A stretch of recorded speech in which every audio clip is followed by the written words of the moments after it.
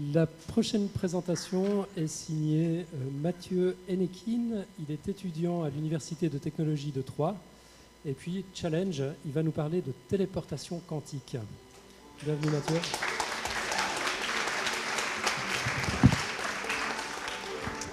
Bonsoir. Donc, comme il a dit, ce soir, j'ai décidé de vous parler de téléportation quantique. Boum! Ça claque un peu, hein. Ouais. Comment je fais, moi, pour dans 3 minutes me retrouver à Rio? Eh bien, tout de suite, un épisode de Star Trek. Non, je déconne. Calmez-vous. Alors, la téléportation quantique repose sur le phénomène d'intrication quantique. Problème, ce sont déjà 2 mots beaucoup trop compliqués. Du coup, j'ai ramené des Legos. Voici une particule que je vais séparer en 2. Mais elles vont... Jusqu'ici, tout va bien. Mais elles vont garder des propriétés communes. Par exemple, si l'une change de sens de rotation, l'autre va également changer de sens de rotation. En fait, c'est un peu comme des jumeaux. Vous savez, certains jumeaux disent que même séparés, ils sont capables de sentir que quelque chose ne va pas chez l'autre. Ils ne savent pas quoi, mais ils sont capables de sentir ce changement d'état. Eh bien, l'intrication quantique, ce sont des jumeaux. Maintenant, la téléportation quantique de cette 3e particule. Premièrement, nous allons venir la percuter violemment contre notre première particule comme ceci. Du coup, notre particule de base crée un changement d'état. Il y a 2 couleurs, il y a eu un changement d'état, on est d'accord. Notre particule intriquée, à la première rouge, va donc vouloir, à son tour, faire ce changement d'état. Elle va donc piocher dans les ressources qu'elle a autour, un peu comme un gamin qui joue au Lego avec sa caisse et qui cherche à reproduire un motif, et va donc, à son tour, façonner avec des particules existantes la particule comme ceci. Et donc, du coup, la téléportation quantique a eu lieu. Vous remarquerez, dans ce que je viens d'expliquer, il n'y a eu aucun transfert de matière ni d'énergie. Seulement un changement d'état qui s'est répliqué et reconstruit à ma gauche. Et bien, ce que je viens de vous expliquer a déjà été mis en œuvre par des scientifiques, notamment avec des particules de lumière. Mais comment je fais, moi, pour dans 1 minute maintenant, me retrouver à Rio? Bon, bah déjà, il faudrait que je trouve parmi vous quelqu'un qui a un jumeau à Rio. Deuxièmement, il faudrait que ce quelqu'un soit plus ou moins consentant pour que je le percute violemment, étant donné qu'à la fin, on finit quand même complètement disloqué, hein, je le rappelle. Et troisièmement, que la personne à Rio, le jumeau à Rio, ait à proximité de lui tout ce qu'il lui faut pour reconstruire toutes mes cellules petit à petit.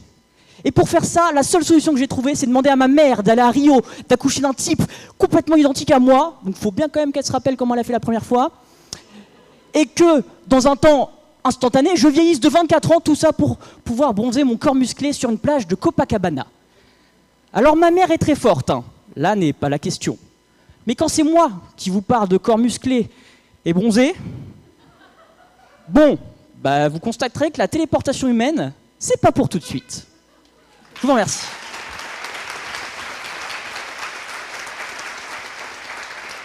Bravo. Merci beaucoup. Alors, le jury, qui se lance? Stéphanie. Alors, la téléportation humaine, c'est pas pour tout de suite.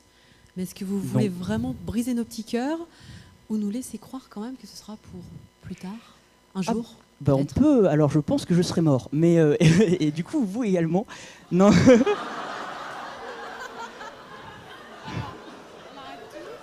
Voilà, donc ça c'était une démonstration de comment se mettre un membre du jury dans la poche.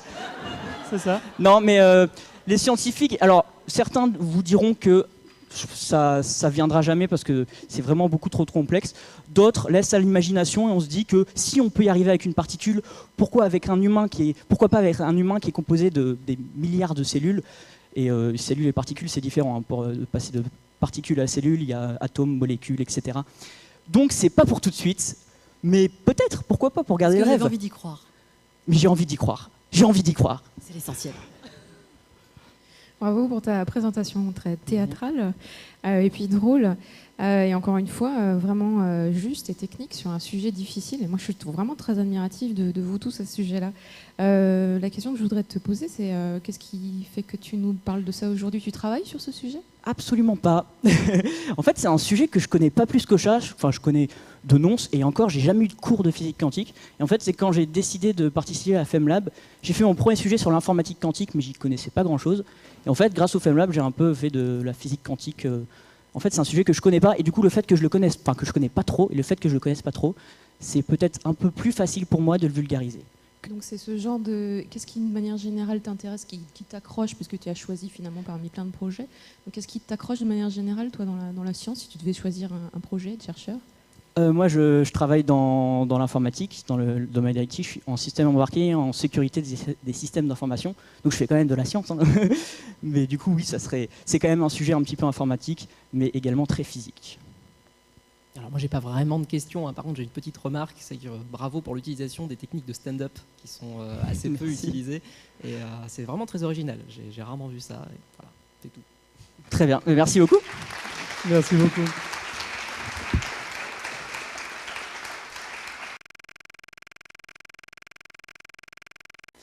On a des questions pour Mathieu sur la téléportation quantique. Je te donne ton micro. La première question, je la découvre avec toi. Sur la téléportation quantique, comment transférer l'esprit pour ne pas faire un corps mort, pour ne pas contrôler deux corps à la fois? Et ben, c'est exactement pour le fait que téléporter un humain, ça va être compliqué.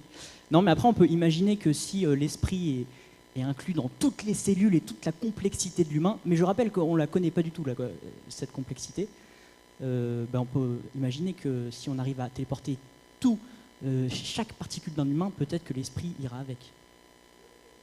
Bon, mais c'est des hypothèses, hein. Essayez pas de vous téléporter ce soir, ça ne marchera pas. Hein. N'allez pas percuter quelqu'un au cocktail, genre j'ai envie de me retrouver à Rio, ça ne marchera pas. Ok, pour la téléportation quantique, il faut à terme détruire la particule originale. C'est une affirmation? Oui, et c'est tout à fait vrai. Je l'ai un peu oublié de le mentionner, mais oui. D'accord, donc si on transpose à notre échelle, ça implique de tuer quelqu'un.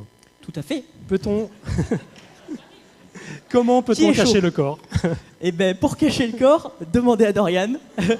Elle a des solutions chimiques assez sympathiques, je crois. Voilà. L'air est à la coopération, t'en parles pas encore? On nous demande sur quelle distance se fait actuellement la téléportation quantique. Alors, avec des particules de lumière, donc des photons, le record il est à 143 km. C'est bien, mais si on y réfléchit, on met 5 millisecondes à la vitesse de la lumière, donc bon, c'est pas ouf non plus. Ils l'ont fait avec 2 atomes de métal aussi, 2 atomes d'iterbium, sur une distance de 1 mètre en laboratoire. Et ils ont des projets d'utiliser les fibres optiques qui sont en place pour téléporter des photons, toujours des particules de lumière. Et là, il y a des chercheurs chinois et des chercheurs canadiens, je crois, qui essayent de battre des records, 1000 km, etc. Donc le record, je crois qu'à l'actuel, c'est 143 km. Excellent, c'est précis. Merci beaucoup. Merci.